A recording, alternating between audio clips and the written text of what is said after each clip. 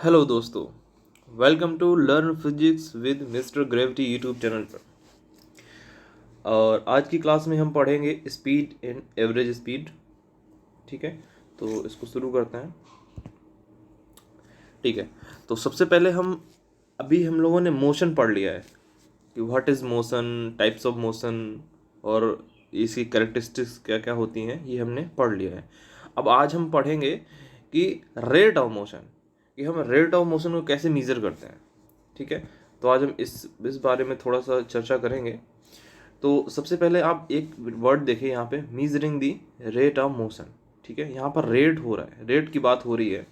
तो जहाँ पर रेट शब्द आ जाता है तो वहाँ पर टाइम का इंटर हो जाता है, यानी कि वहाँ पर टाइम के रिस्पेक्ट में कोई बात कही जाती है। तो रेट, अब इसको कैसे मेज़र करते हैं रेट ऑफ मोशन को, वो हम पढ़ते हैं कि रेट ऑफ मोशन क्या होता है। कि स्पीड, स्पीड बोलते हैं इसको। ठीक है ना, यानी कि एक कोई ऑब्जेक्ट है, वो एक सेकेंड में कितनी दूरी, कितना डिस्टेंस कवर कर रही है।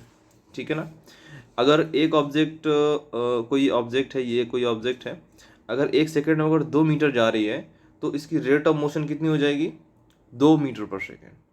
इसको, इसका यूनिट होता है मीटर पर सेकेंड, मीटर पर सेकेंड। ठीक है ना, अब दो, जैसे कि फॉर्मूला लिख रखा है यहाँ पे, तो फॉर्मूले की जब हम बात करेंगे तो फॉर्मूले में v इज इक्वल टू क्या दिया हुआ है, डिस्टेंस डिवाइडेड बाई टाइम। इसको अगर शॉर्ट फॉर्म में नोटेशन में लिखें तो होगा v is equal to S upon T. ठीक है ना, ये एक स्केलर क्वांटिटी होती है कि इसमें केवल और केवल मैग्नीट्यूड होता है, इसमें केवल क्वांटिटी होती है, इसमें डायरेक्शन कोई मैटर नहीं करती है। ठीक है ना, तो v is equal to S upon T. ठीक है ना, इस फॉर्मूले को आप याद कर लीजिए, ये फॉर्मूला हर जगह काम आएगा आपके। ठीक है ना, तो अब आपको पता ही चल गया होगा कि speed is equal to distance upon time. ठीक है, इस पर एक न्यूमेरिकल देख लेते हैं कि इसको हम कैसे अप्लाई करेंगे। ठीक है ना, तो न्यूमेरिकल देखो दिया हुआ है आपकी स्क्रीन पे, न्यूमेरिकल दिया हुआ है। अब मोटरसाइकिल मूव्स 1400 मीटर इन 17 सेकेंड। ठीक है ना, तो calculate its rate of motion. ठीक है ना, calculate its rate of motion. ठीक है ना, तो इसमें रेट ऑफ मोशन की बात कही है, तो हम इसको कैलकुलेट करते हैं। तो चलिए देखते हैं फॉर्मूला लगा के। तो फॉर्मूला क्या, इसमें क्या दिया हुआ है, मूव्स 1400 मीटर्स। तो हमारा डिस्टेंस दिया हुआ है, डिस्टेंस एस कितना दिया हुआ है, 1400 मीटर।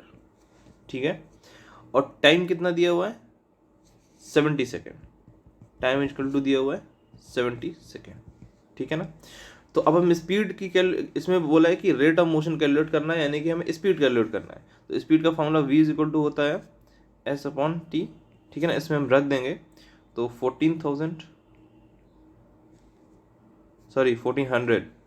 और 70, इसको डिवाइड करेंगे, ये 0 0 कैंसिल हो जाएगा, ये 2 टाइम्स जाएगा 20, यानी कि 20 मीटर पर सेकेंड।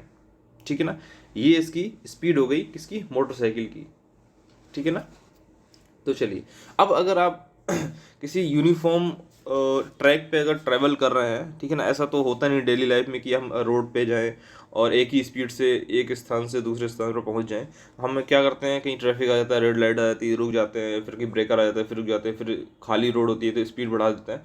तो हम नॉन यूनिफॉर्म मोशन से हम ट्रैवल करते हैं एक स्थान से दूसरे स्थान तक। ठीक है ना, अब अगर आप बात करी जाए, ये तो ऐसा है कि आइडियल केस हो गया कि हम 70 सेकेंड में हम 1400 मीटर जाते हैं, एक ही स्पीड से जाते हैं, तो हम स्पीड निकाल लेते हैं। लेकिन ऐसा डेली लाइफ में, रियल लाइफ में एग्जाम्पल देखने को नहीं मिलता है।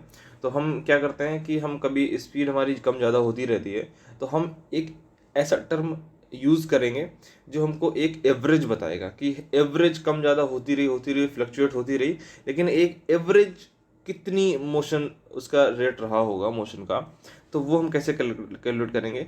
तो वो उसके लिए हम इंट्रोड्यूस कराते हैं एक टर्म को, एवरेज स्पीड को। ठीक है ना, भले ही आप की जो है पहले कम रही हो, फिर ज़्यादा हो गई हो, फिर और ज़्यादा हो गई, फिर और कम हो गई हो, तो मतलब एक आइडियल केस में एक एवरेज कितना रहा, बीच की एक स्पीड कितनी रही, एवरेज मतलब होता है बीच का।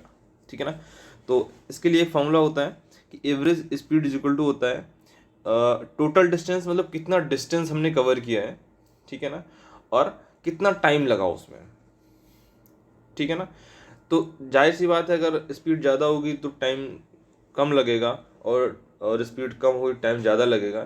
तो हमने टोटल डिस्टेंस निकाल लिया और हमने टाइम निकाल लिया कि इतना टाइम लगा इतनी डिस्टेंस कवर करने में। तो हमें एक एवरेज स्पीड पता चल जाएगी कि हमने यहाँ से वहाँ तक जाने में एक कितना एवरेज स्पीड थी हमारी। ठीक है ना। तो सबसे पहले इसको एक एग्जाम्पल के थ्रू समझते हैं। क्वेश्चन क्या दिया हुआ है? क्वेश्चन दिया हुआ है अपना, a body moves from A to B. ठीक है ना। चलो हम इसको ले लेते हैं, ये ए है और ये बी है। ठीक है, ये हमने ले लिया। First half distance is travelled in 13 seconds, यानी कि ये 2 पार्ट में ट्रेवल किया है किसी बॉडी ने, है ना। तो फर्स्ट हाफ ये इतना मान लेते हैं। तो फर्स्ट हाफ में इसने कितने में ट्रेवल किया है? ये किया है फर्स्ट हाफ में, ये हमारा फर्स्ट हाफ है और ये हमारा सेकेंड हाफ है। ठीक है ना। तो फर्स्ट हाफ ट्रेवल किया है 13 सेकेंड में। ठीक है ना। और सेकेंड हाफ ट्रेवल किया है 27 सेकेंड में। 27 सेकेंड में। तो टोटल डिस्टेंस कितनी है? ये पूरी कितनी है? 160 मीटर। ठीक है। तो एवरेज स्पीड क्या होगी, मतलब हमारी एक एवरेज स्पीड क्या रही ए से बी तक पहुंचने में? तो सबसे पहले एवरेज स्पीड निकाल लेते हैं। एवरेज स्पीड का फॉर्मूला क्या होता है? वी एवरेज होता है टोटल डिस्टेंस। टोटल डिस्टेंस हमारी कितनी है ए से B? 160 metres. 160 metre divided by हमारा कितना है? टोटल टाइम कितना है? सबसे पहले 13 सेकंड लिया था, फिर लिया है 27 सेकंड। ठीक है ना। तो इनको ऐड कर देंगे, टोटल टाइम 13 + 27। ठीक है ना। तो इसको जब ऐड करेंगे तो कितना आएगा? 160 डिवाइड बाई 40। ठीक है ना। इतना ऐड करने में हो जाएगा। तो 0 से 0 कैंसिल हो जाएगा, 4 से 4 टाइम जाएगा। तो वी एवरेज कितनी रही है हमारी? 4 मीटर पर सेकेंड। ये हमारी एवरेज स्पीड रही है बॉडी की, कि जो उसने ए से बी तक पहुंचने में कवर करी है। ठीक है ना। आई होप आपको ये स्पीड और एवरेज स्पीड का कॉन्सेप्ट आपको क्लियर हुआ होगा। और अगर कोई भी डाउट है तो आप कमेंट बॉक्स में हमसे पूछ सकते हैं, और मैं इसका पीडीएफ अपने टेलीग्राम चैनल पे दे दूंगा, तो वहाँ से जाके आप डाउनलोड कर सकते हैं। Thank you so much. जय हिंद, जय भारत।